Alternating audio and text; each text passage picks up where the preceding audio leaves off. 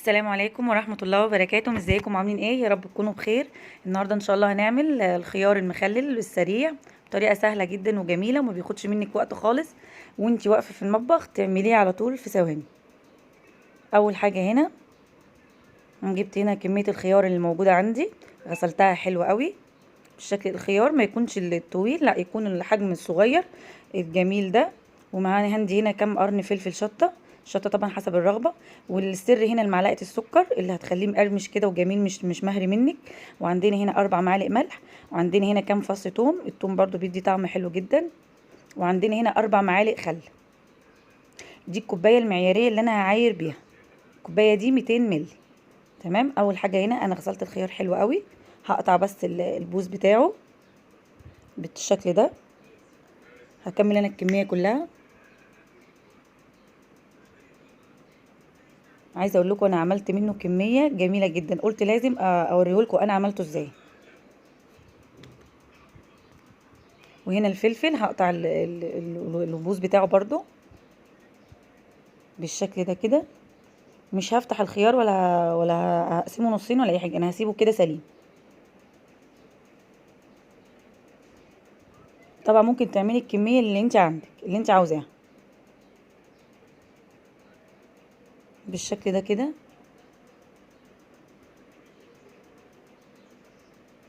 هتاكلي احلى خيار مخلل، تاكليه من ايديك على طول. هنا انا عندي جبت ميه مغليه بتغلي، هعاير بيها هنا 4 كوبايات ميه. والميه طبعا حسب الكميه، كميه الخيار الموجوده عندك. لو كميه كبيره هتزودي عدد الميه، عدد كوبايات الميه. انا هنا جبت كده 3 كوبايات، دي التالتة. حط كوبايه كمان عشان عندي كميه قليله مش كبيره. 4. اهم حاجه تكون ميه مغليه، بصوا زي ما انتم شايفينها كده بتطلع البخار اهو. وهنزل عليها بمعلقه السكر. السكر ده بقى السر بقى اللي هيخلي لك الخياره محافظه على ما تتهريش منك، وعلى سكرتها تبقى جميله. وهنزل هنا بال4 معالق ملح، واقلبهم حلو قوي. المفروض هنا اللي انا انزل بال4 معالق، بال5 معالق خل. انزل بال5 معالق خل بس انا، وهقلبهم حلو قوي. هنا المفروض كنت انزل كمان بال5 معالق خل، بس بصراحه انا نسيت عادي يعني خالص. انزل بكميه الخيار. هنزل فيه في الميه اللي بتغلي بالشكل ده.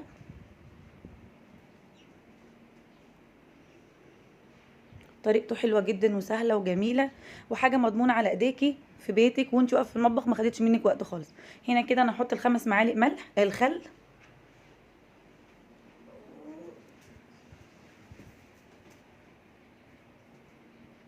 وهقلبهم حلو قوي.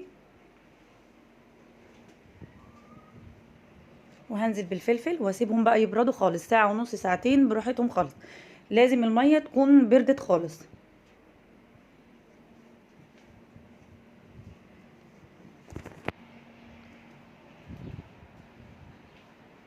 هغطيهم واسيبهم بقى لغايه ما الميه تبرد خالص، وهرجع لكم تاني. هنا كده بعد ساعه ونص ساعتين، بصوا ما شاء الله لونه اتغير وبقى جميل جدا كده. اصلا انت ممكن تقدري تاكليه. وهنا جبت برطمان ازاز غسلته حلو قوي وعقمته، ويفضل البرطمانات الازاز. هرصه كده في البرطمان، تضغطي كده بحيث ما تسيبيش فراغات خالص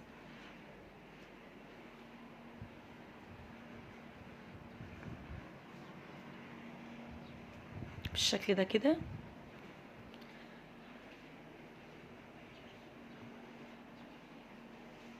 طريقته حلوه قوي. طبعا الكميه الموجوده عندك اعمليها، يعني ما تقوليش لا انا ما عندي كميه صغيره انا عندي كميه كبيره، لا اعملي اللي تحبيه واللي على قد الاستخدام. انا هنا كنت عامله منه كميه كبيره طلع حلو قوي، فقلت اجربه قدامكم واوريه لكم انا عملته ازاي. هنا انا بحاول اضغط ما اسيبش فراغات خالص.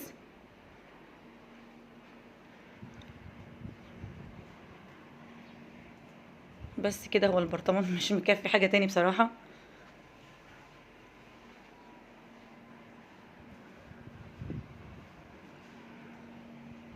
مش هياخد. هنزل كده هنا بالفصوص الثوم الموجوده عندي. ولو عندك كزبره ممكن تحطي كزبره. وهنا هنزل كده بفصوص الثوم، لو عندك زي ما قلت لك كزبره ناشفه ممكن تحطي حبه منهم برضو، بتدي نكهه حلوه قوي. بس انا بصراحه ما كانش متوفر عندي فعادي خالص، برضو طلع طعمه حلو جدا. وهنزل بقى عليهم بالميه. والمحلول ده ممكن تستخدميه في جميع انواع المخللات، حلو جدا. هبصي هامله البرطمان كله ميه بحيث يغطي المخلل بالشكل ده كده. هغطيه بقى، وطريقه حفظه انا هسيبه ليله كامله على رخامه المطبخ، وتاني يوم هبتدي ان انا احطه في التلاجة بالشكل ده. بصوا ما شاء الله لونه اصلا وشكله جميل ويفتح النفس، وهتاكلي احلى خيار مخلل من ايديكي، جميل جدا. هنا كده انا سبته ليله كامله على المطبخ، هحطه بقى في التلاجة وتقدري تاكليه من تاني يوم. يعني انا فتحت عليه من تاني يوم كان طعمه حلو جدا. خياره سليمه مش مهريه، طعمها حلو وحدقها جميل، طريقته سهله جدا وجميله ومبتاخدش منك وقت خالص. والخيار اصلا اللي من دول رخيص، فتقدري ان انت تجيبي منه كميه وتعملي ايه. هنا انا جبت برده شويه مشتريات، فحبيت ان انا اوريها لكم اسعارها حلوه جدا. انا جبت هنا البرطمانات دي الواحد ب8، تقدري تحطي فيها الشاي، السكر، الملح، اي شيء تحبيه. لقيتهم سعرهم حلو قوي فجبتهم. بحاول كل شويه ان انا اجدد في المطبخ. هنا جبت التوابل دي 2 للفلفل الاسمر، للكمون، البهارات، لاي شيء تحبيه، شكلهم حلو قوي. جبت انا الاتنين ب15 او ب10 لما اتذكر، لقيتهم سعرهم حلو قوي. وهنا جبت، بصوا شكلهم حلو قوي ولونهم جميل برضو. هنا احطهم فيهم التوابل، لقيتهم سعرهم حلو قوي فجبتهم. هنا ولادي عادي معايا بيصوروا عادي معايا في المطبخ. وهنا جبت مفرش العجين ده، لقيته سعره حلو قوي، على طول بره بيتباع ب50، انا هنا لقيته ب30، فاستغلت الفرصه بصراحه وجبته. وجبت هنا البوله دي بتاعت الجيلي، جميله جدا برضو، لقيتها بسعرها حلو ب8. اسعار حلوه جدا، ما صدقتش نفسي بصراحه لما لقيت الاسعار دي. وجبت هنا مفرشين للمطبخ كده، الاتنين دول ب10. جبت شكلهم حلو قوي، لونهم جميل. جبت هنا المقص ده، لقيته ب10 برضو، حلو ان انا بستخدم المقص كتير فخليت لكل واحد حاجه. وجبت هنا الاسباتولا دي سعرها 10 جنيه. وجبت هنا الرول ده للمطبخ عشان حبيت ان انا اغير رخامه المطبخ، لقيته برضو ب20 او ب15 حاجه كده. وجبت هنا هراسه البطاطس دي جرانيت، لقيتها برضو ب8، سعرها حلو قوي. وهنا هراسه البطاطس دي لقيتها ب8، سعرها حلو قوي برضو وانا محتاجاها في المطبخ. وجبت هنا البلانشه دي قطعت الخضروات والفواكه، جميله، لقيتها ب30، انا عندي واحده بس خليتها للحوم بس، برضو حلوه قوي وجميله.